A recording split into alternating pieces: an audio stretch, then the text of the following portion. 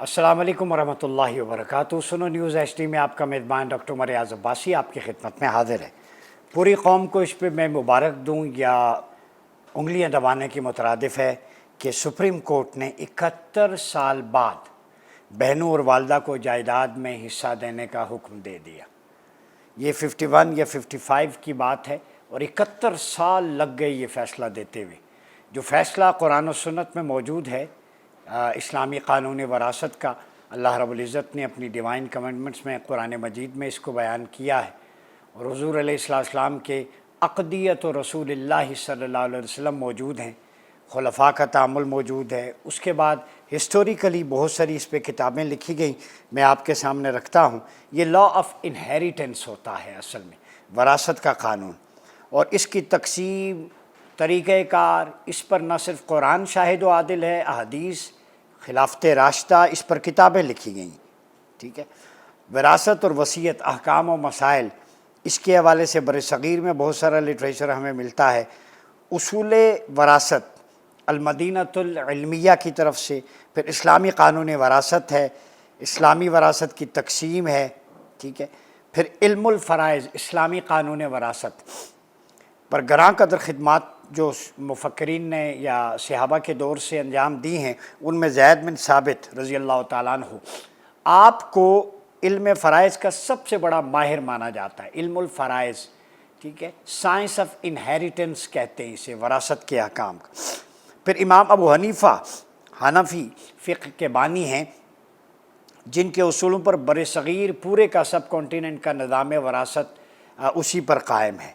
फिर इमाम सराजुद्दीन अद्दीनी, उनकी मशहूर ज़माना किताब है अस्सिराजी फ़िल मीरास। ये मदारिस में, तमाम मदारिस दीनिया में ये किताब पढ़ाई जाती है। ठीक है, इसी तरह अहकाम वरासत बरसग़ीर में एक किताब है, बड़ी मशहूर है। फिर मौलाना अमीन अहसन इस्लाई ने भी लिखा है इस पे। फिर क्लासिकल फ़ुक़हा और मुस्तनद अइम्मा का ज़िक्र करें तो सैयदना अब्दुल्ला इब्न अब्बास रज़ी अल्लाह ताला अन्हु, जिनको करीम आका ने दुआ दी थी, अल्लाहुम्मा अल्लिमुत तावील व फ़क़िहु फ़िद्दीन, मौला इसे कुरान की तावील का इल्म और दीन की समझ बूझ अता फ़रमा। और आपको तर्जुमानुल कुरान का टाइटल दिया था, representative of the Holi Quran, और आपको कहा था हिब्र हाज़िहिल उम्मा, इस उम्मत के इमाम हैं। वो इब्न अब्बास इल्म फ़राइज़ के अहम उसूल जैसे गौल का रद्द, उस पर अपनी मुनफ़रिद और गहरी फ़िक़ही बसीरत के लिए मशहूर थे। बात समझ रहे हैं। फिर इमाम मालिक बिन अनस रहिमहुल्लाह, उनने अपनी शुरा आफ़ाक़ किताब अल-मोता में हिजाज़ के तामुल और वरासत के अहकाम को बड़ी तफसील के साथ जमा कर दिया।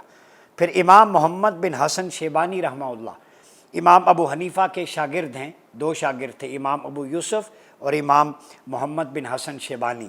तो इमाम हसन बिन शेबानी, इन्होंने वरासत के हनफी उसूलों को तहरीरी शक्ल में महफूज किया। फिर उसके बाद इमाम इब्न क़ुदामा अल-मुक़द्दिसी रहिमहुल्लाह, उन्होंने अपनी किताब अल-मुग़न्ना में तमाम फ़िक़ही मकातिब फ़िक्र के उसूल वरासत का कंपैरेटिव एनालिसिस पेश किया है। ठीक है, और बरसग़ीर में अगर देखें इस पे बहुत काम हुआ है। फिर अरब मुफ़क्किरीन और मुहक्किकीन में वहबा अज़्ज़ुहैली शाम के अज़ीम फ़क़ीह हैं, जिन्होंने अपनी इंसाइक्लोपीडिया नुमा किताब अल-फ़िक़्हुल इस्लामी व अदिल्लतिही, इसमें वरासत के अहकाम को जदीद उसलूब में, मॉडर्न जो एक टेक्निक है उसके लिहाज से पेश किया। फिर शेख मोहम्मद बिन सालेह अल-आसीमीन, ये हिजाज़ मुक़द्दस के एक मुस्तनद आलिम हैं, जिनकी किताब तस्हीलुल फ़राइद वरासत के तालिब इल्मों के लिए इंतहाई मुफीद और आसान है। ठीक है, फिर इमाम शाफ़ी अलैहि रहमा ने अपनी किताब अल-उम में वरासत के उसूल और ख़ास तौर पर दादा और भाइयों की बैक वक्त मौजूदगी में हिस्सों की तकसीम पर गहरी इल्मी बहस की है। फिर इमाम इब्न हज़म अंदलुसी ने, जो ज़ाहिरी मकतबा फ़िक्र से ताल्लुक़ रखते हैं, अपनी शुरा आफ़ाक़ तसनीफ़ अल-मुहल्ला में कुरानी आयात के लुग़वी मफ़हूम की रोशनी में जो है वो वरासत के अहकाम को इंटरप्रेट किया है। ठीक है, इब्नुल मुतक़न्ना, उन्होंने इल्मुल फ़राइज़ को बड़ा आसान बना के सलीस अंदाज में एक मशहूर मंजूम रिसाला शायरी की शक्ल में लिखा है, पोइट्री की शक्ल में, जिससे अर्रजिया कहा जाता है, और यह आज भी मदारिस में तलबा को हिफ्ज़ करवाया जाता है। फिर शाह वलीउल्लाह मुहद्दिस देलवी ने अपनी किताब जो शुरा आफ़ाक़ है, हुज्जतुल्लाहिल बालिग़ा, اس میں اسلامی نظام میں وراثت کی حکمتیں، اس کی مصلحتیں اور اس کے معاشی فوائد پر فلسفیانہ بحث کی ہے۔ تو فلاسفیکل ڈسکورس جو شاہ صاحب کا ہے آن انہیریٹنس، وہ دو پہلوؤں سے ہے، اس کی حکمت، اس کی لاجک اور ریزننگ، پوشیدہ حکمت اور مصلحت، اس کو جاننے کے لیے فلاسفیکل وے میں شاہ صاحب نے اس کو بڑے خوبصورت انداز میں انٹرپریٹ کیا ہے، ٹھیک ہے۔ پھر ڈاکٹر علی السالوس ہیں، ڈاکٹر مصطفیٰ زحیلی ہیں، ان کی سول لاء پہ ایک کتاب ہے۔ تو وراثت پہ یہ سپریم کورٹ کا فیصلہ خوش آئین تو ہے، لیکن جسٹس صاحب جنہوں نے یہ فیصلہ دیا ہے، میں ان سے گزارش کروں گا، جسٹس شاہد بلال، بالکل اچھی بات ہے، لیکن یہ ساری چیزیں موجود ہیں، یہ میں نے آپ کو کانٹینٹ تحقیق سے بیان کر دیا ہے۔ آپ چاہیں تو آپ مجھے بھی بلا سکتے ہیں، یا کانٹینٹ آپ کو چاہیے ریسرچ بیسڈ۔ سوال یہ ہے کہ 71 سال قوم کا پیسہ کیوں ضائع کیا ہے؟ ایک ٹیکس پیئر عام شہری کی حیثیت سے میں سوال تو کر سکتا ہوں، ٹھیک ہے، کوئی بھی ماورائے احتساب نہیں ہے۔ 71 سال صرف بہنوں اور والدہ کو جائیداد میں حصہ دینے کے حوالے سے اس فیصلے پہ لگ گئے، تو باقی فیصلوں کی کیا نوبت ہوگی؟ اس کا مطلب ہے کہ اگر والدہ اور بہن کو جائیداد میں حصہ چاہیے تو اس کے لیے ٹائم کتنا چاہیے؟ 71 سال۔ تو اس کا مطلب ہے لوگوں کو انصاف اور قتل کے مقدمات میں ظلم میں فیصلے جو ہیں اس کے لیے پھر ہم قیامت کا انتظار کریں، یہ میں عدلیہ سے کہوں گا، روز محشر کا انتظار کریں۔ تو جو حساب آپ نے دیا ہوا ہے 71 سال میں یہ فیصلہ ہوا ہے، تو انا للہ و انا الیہ راجعون، 71 سال میں کم از کم 3-4 نسلیں گزر چکی ہیں اس خاندان کی۔ اس بہنوں کا اور والدہ کا جو ہے وہ حساب کتاب بھی ہو چکا قبر میں، ان کے بیٹے بیٹیوں کا بھی ہو چکا، پوتے پوتیوں کا بھی ہو چکا، اب پڑ نواسیاں، پتہ نہیں چوتھی نسل ہوگی جو اب موجود ہوگی، اور اس وقت فیصلہ دیا گیا ہے جب وہ قبر میں فرشتے کو بھی بھگت چکے ہیں۔ فرشتوں نے بھی کہا ہوگا تمہارا فیصلہ ادھر نہیں ہوا تو تم تو مظلوم ہو، شاید اس وجہ سے بخشش ہو جائے گی، ایک انسینٹیو یہ ملا۔ کوئی تھوڑی سی بھی عقل ہے کہ قاضیوں کے حوالے سے جوڈیشل ایتھکس پہ میں نے ویلاگس کیے ہیں، اسلام میں جو قاضی کے حوالے سے احادیث میں بھی ملتا ہے، ایک جو نور کے ممبروں پہ ہوں گے عرش، اللہ کے عرش کے سائے تلے روز محشر، ایک ظالم قاضی اور منافق قاضی ہوگا جو طرفداری کرے گا، ڈیلنگ ٹیکٹکس، بائسڈ ہوگا، بریف کیس لے کے فیصلہ کرے گا، وہ جہنمی ہوگا۔ جنتی قاضی وہ ہے جو انصاف کے تقاضے پورے کرے گا، ٹائملی ڈیسیژن دے گا، ٹھیک ہے۔ پھر جعلی ہبہ، فراڈ، خاندانی دباؤ سے متعلق یہ ساری چیزیں جو ہے سپریم کورٹ نے دی ہیں۔ فیصلہ ٹھیک ہے لیکن ڈیلے ہوا ہے۔ دوسرا، غزہ میں زخمیوں پر بمباری ہوئی ہے، خیموں پر۔ آپ شاید لوگ بھول گئے ہیں لیکن ہم نہیں بھولتے غزہ کو، ہم نے سب سے زیادہ سنو ٹی وی نے آواز بلند کی ہے۔ میں کریڈٹ سے کہتا ہوں کہ مدینہ ثانی نظام حکومت ہو، ویلاگز ہوں، پوڈ کاسٹ ہوں، دیگر پروگرامز ہیں، ہم نے سب سے زیادہ۔ اور کل ہی غزہ میں خیموں پہ بمباری ہوئی ہے جس میں شیرخوار بچوں سمیت خواتین شہید ہو گئیں۔ اب دیکھیں امت مسلمہ جب ڈیوائیڈ ہوگی تو یہی حال ہوگا، وہ دشمن جو ہے وہ تمہارے اوپر ایسے ٹوٹے گا جیسے بھوکا کھانے پہ ٹوٹتا ہے۔ یہ رسول اللہ صلی اللہ علیہ وسلم کی روایات میں کئی دفعہ پیش کر چکا ہوں۔ آج دشمن صہیونیت کی صورت میں غزہ پہ، ہندوتوا کی صورت میں مقبوضہ کشمیر پہ، امت کے معصوم مسلمانوں پہ ٹوٹ پڑا ہے۔ ہم اسی لیے کہتے ہیں بکھرے ہوئے تنکے اکٹھے ہو جائیں۔ اگلا ایشو جی، جیو ٹی وی۔ جیو ٹی وی کی میں اس لیے بات کروں، یہ میرے ایمان کا تقاضا ہے، میں نے قبر میں رسول اللہ صلی اللہ علیہ وسلم کو جواب دینا ہے۔ ما کنت تقول فی حق ھذا الرجل سید محمد، فرشتے تیسرا سوال کریں گے ہر مسلمان سے، بتا اے بندے تو اس ہستی کے بارے میں دنیا میں کیا کہا کرتا تھا؟ تو میں نے تو اپنی خبر کس منہ سے رسول اللہ کو فیس کریں گے صلی اللہ علیہ وسلم، کہ دنیا میں آپ کے کیریکیچرز بنتے رہے، گستاخیاں ہوتی رہیں، بے ادبی کے ارتکاب ہوتا رہا اور ہم چپ بیٹھے رہیں اور کچھ نہیں کرتے، کم از کم آواز تو بلند کرتے ہیں۔ اور یہ سنو ٹی وی کا کریڈٹ ہے، میں نے پچھلے ویلاگز میں بھی کہا تھا 295C از آور ریڈ لائن، ہماری ریڈ لائن ہے 295C۔ کچھ ریڈ لائنز ہیں جس کو ہم پامال نہیں ہونے دیتے۔ آج میں بتاتا ہوں، پہلی ریڈ لائن ہے اللہ رب العزت کی ذات اقدس، توحید باری تعالیٰ ہماری ریڈ لائن ہے۔ دوسری ریڈ لائن ذات مصطفیٰ صلی اللہ علیہ وسلم، آپ کی شان، عظمت، تعظیم، نصرت، توقیر، آپ کی ناموس، عزت و حرمت، یہ ریڈ لائن ہے ہر مسلمان کلمہ گو کی، چاہے کسی بھی مکتب سے تعلق رکھتا ہو۔ یہ ہماری ریڈ لائن ہے، جو اس سے آگے آئے گا وہ ہماری لاشوں سے گزرے گا۔ پھر ہماری تیسری ریڈ لائن قرآن مقدس، رسول اللہ صلی اللہ علیہ وسلم پر جو کتاب نازل ہوئی وہ ہے۔ ہماری چوتھی ریڈ لائن، یہ سنیں ریڈ لائنز نوجوان، سنت و سیرت و احادیث مصطفیٰ صلی اللہ علیہ وسلم، جو حضور کی احادیث کا انکار کرے، یہ سنت و سیرت کا معاذ اللہ بے ادبی کا مرتکب ہو، یہ ہماری ریڈ لائن ہے۔ ہماری اگلی ریڈ لائن صحابہ اور اہل بیت کی تعظیم، توقیر اور عزت۔ ہماری ساتویں ریڈ لائن القدس قبلہ اول۔ ہماری آٹھویں ریڈ لائن حرمین شریفین مکہ اور مدینہ، یہ ہماری ریڈ لائنز ہیں۔ ہماری نویں ریڈ لائنز پاکستان۔ یہ 9 ریڈ لائنز ہر کوئی سن لے۔ اور جیو ٹی وی نے کیا کیا، پہلے وہ ان کا سفر عشق کے نام پر جو کچھ ہو رہا تھا وہاں پہ، اس میں آپ صلی اللہ علیہ وسلم کے کیریکیچرز ویژول آرٹ بنا کے کیا گیا، تو کیا ایڈیٹوریل چیک نہیں ہوتا؟ اسکرپٹ رائٹر کون تھا، ویژول آرٹسٹ کون تھا؟ آپ ذمہ داری سے عہدہ برا نہیں ہو سکتے، یہ معمولی بات ہے۔ جس کو منہ اٹھائے آئے اور کوئی نہیں ملا تو یہی نفوس قدسیہ آپ کا ٹارگٹ ہوتے ہیں۔ ہم دشمن کو کہتے ہیں، اور آج ہمارے ملک میں یہ ہو رہا ہے۔ یہ دجالی نظام، مغربی تہذیب اور صہیونی ایجنڈا ہے جو ایک میڈیا گروپ کے ذریعے اس قوم پر تھوپنے کی کوشش کی جا رہی ہے۔ میں نے اپنی خبروں میں جواب دینا ہے۔ چلیں، آپ نے 295C کے تحت ہم نے کہا کہ آپ کو کریں، ٹرائل کیا جائے، لیکن 15 دن کی سزا دے کے پیمرا اور حکومت بری ذمہ ہو گئی۔ کیا رسول اللہ صلی اللہ علیہ وسلم کی ہستی، معاذ اللہ، آپ اتنا لو لیول پہ گر گئے کہ 15 دن کی جو ہے وہ معطلی؟ خدا کا خوف کریں۔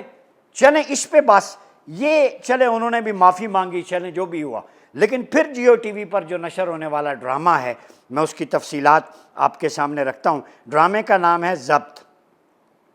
یہ سنیے گا ذرا، ڈرامہ ہے جی ضبط، جو جیو نیوز پہ ٹیلی کاسٹ ہوا، اور اس ڈرامے کے اندر کیا کچھ ہوتا رہا، یہ اس کے کیریکیچرز کے بعد کی بات ہے، ٹھیک ہے۔ اور اس ڈرامے کے اندر جو ہے اداکارہ کی جانب سے شیلف پر رکھی ہوئی اسلامیات یعنی اسلامک سٹڈیز کی بک، کتاب تھی، اس اداکارہ نے غصے میں آ کے وہ کتاب نیچے پھینکی، اور کتاب کے سر ورق پر جو ٹائٹل پیج ہے وہ مسجد نبوی صلی اللہ علیہ وسلم یعنی گنبد خضرا کی تصویر موجود تھی۔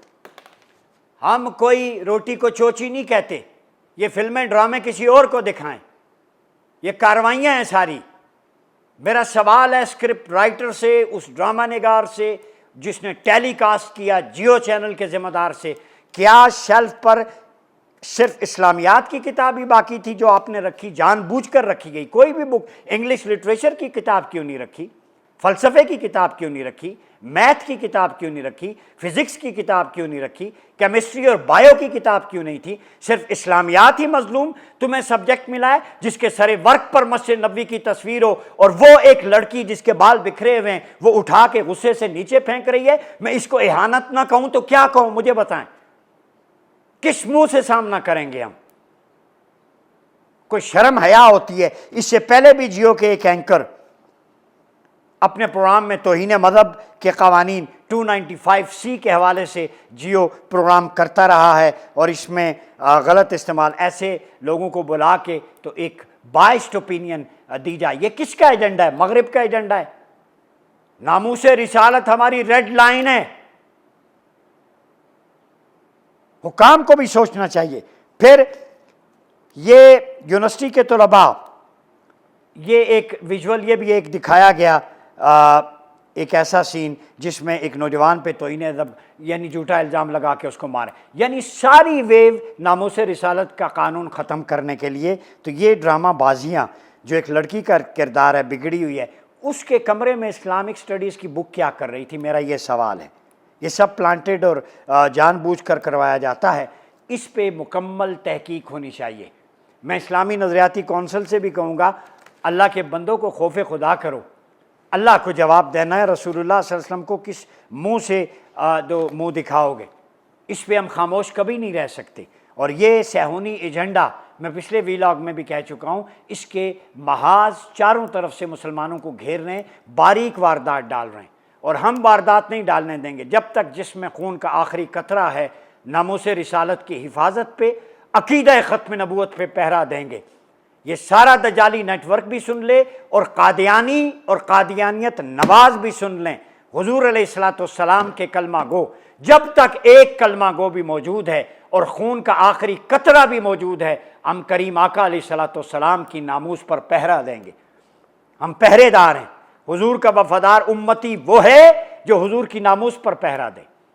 خلافت راشدہ میں خلفاء نے پہرا دیا، ائمہ اہل بیت نے پہرا دیا، مفکرین محققین نے پہرا دیا، امام احمد بن حنبل نے پہرا دیا، امام ابن تیمیہ نے الصارم المسلول علی شاتم الرسول لکھ کر پہرا دیا، امام قرطبی نے پہرا دیا، امام فخر الدین رازی نے پہرا دیا، امام اعظم ابو حنیفہ نے پہرا دیا، حضرت زید شہید نے پہرا دیا، امام حسین علیہ السلام نے ناموس رسالت پہ نظام پہ پہرا دیا۔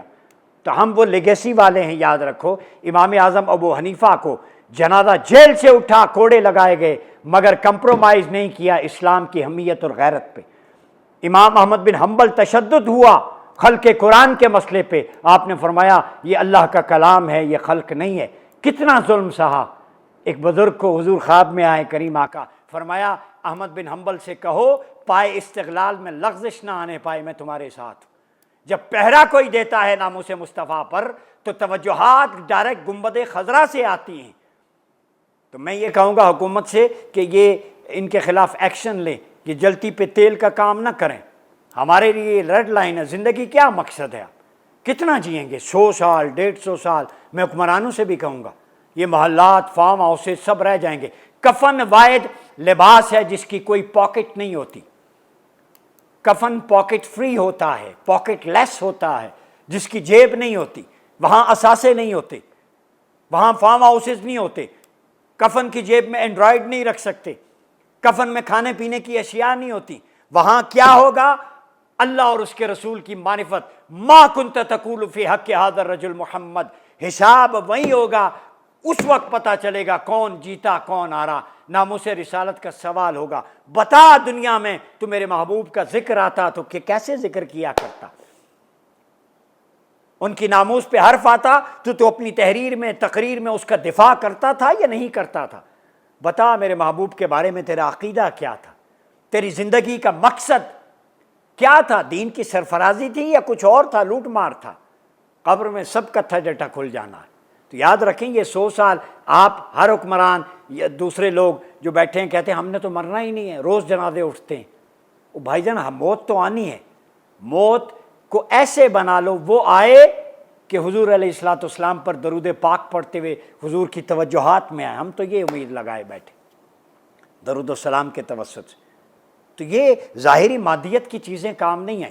تو یہ خوف خدا کریں۔ اس ایشو پہ میں نے اس لیے کیا کہ دو چیزیں، ایک عدالتی اصلاحات، یہ نظام میں بار بار کہہ رہا ہوں، ہم تکمیل پاکستان بھی اس ایشو پہ بہت زیادہ ہم کام کر رہے ہیں اپنی رائٹنگز کے ذریعے۔ یہ میرے سامنے پورا میرا اس پہ تھیسز ہے، اسلام کا نظام انتخاب اور پاکستان میں انتخابی اصلاحات۔ یہ ویسے ہم ویلاگ نہیں کرتے بھائی جان، یہ M Phil P H D کا پی ایچ ڈی بھی میرا گلوبلائزیشن پہ، پولیٹیکل افیئرس پہ ہے۔ ہمارا لکھنا اوڑھنا بچھونا اب تک میری 15 تصانیف اسلام کے پولیٹیکل تھاٹ پہ ہیں۔ مدینہ ماڈل فار پاکستان ہے، ابھی constitution of Medina and Magna Carta west میں یورپی یونین یونیورسٹیز کے لیے، ایمبیسیز کے لیے لکھ رہے ہیں۔ تو ہمارا پورا صرف بات نہیں کرتے، جو بات بھی کرتے ہیں ود ریفرنس تحقیق کے ساتھ۔ تو میں احباب اہل وقت کو کہتا ہوں کہ خدا را جو لاٹ ہے اس کو بہتر کریں، جو عدالتی ریفارمز ہیں سبجیکٹ اسپیشلسٹ بٹھائیں۔ یہ گند مند ایم این ایز، بیوروکریٹ، ان کو یہ کچھ بھی نہیں ہے۔ کروڑ کروڑ کی گاڑی پہ آنا، ریڈی الٹا دینا، ٹھیک ہے۔ ایم این ایز کہتے ہیں میرے cuts, kickbacks, S H O میرا لگے، فلاں فلاں، یہ دندہ پورا ہے۔ یہ غلاظت کا ڈھیر بن چکا ہے دجالی جمہوریت۔ دیکھ نہیں رہے برطانیہ میں 10 پرائم منسٹر چینج ہو چکے ہیں، پوری دنیا میں لوگ جمہوریت سے جان چھڑا رہے ہیں، ہم چورن بیچ رہے ہیں جمہوریت۔ جمہوریت میں جمہور ہے ہی نہیں، ہماری جمہوریت میں جمہور ہے ہی نہیں۔ ہماری جمہوریت کا مطلب ہے جبر، مجبوریت، جمہور عوام ہے، اس کا کوئی حصہ نہیں ہے، 5 سیکنڈ کی ووٹ ہے وہ بھی اصلی نکلے یا جعلی، وہ اللہ ہی حافظ ہے۔ تو یہ کانے جو نکھٹو بیٹھے ہوئے ہیں، ارذلہم، حضور نے فرمایا جب کسی قوم کا ذلیل اور کمینہ آدمی حکمران بن جائے تو قیامت کا انتظار کرو۔ اذا صلح سلطانکم صلح زمانکم، جب تمہارا حکمران اچھا ہوگا تمہارے زمانہ، تمہاری حالت اچھی ہوگی۔ اذا فسد سلطانکم فسد زمانکم، جب حکمران فسادی اور برا ہوگا، شر والا، تو پھر سمجھو زمانے میں سب کچھ شر ہی ہوگا۔ تو میں انہیں خیر والے کیسے کہوں؟ سودی معیشت ہڑپ کر رہے ہیں، آئی پی پیز کو دے رہے ہیں، اپنا مال بنا رہے ہیں، الٹ کے رکھ دیں اس نظام کو۔ اب یہ نظام باقیات السیئات ہے، آئیں میں نظام دیتا ہوں باقیات الصالحات، قرآن و سنت اور خلاف اعلی منہاج النبوہ۔ یہ باقیات الصالحات ہیں، خیر کی باقیات۔ سیئات کی باقیات یہ دجالی جمہوریت ہے، اس سے جان چھڑائیں، تب پاکستان زرخیز ہوگا اور ترقی کرے گا۔ اپنا بہت خیال رکھیے، اجازت دیجیے، اللہ حافظ۔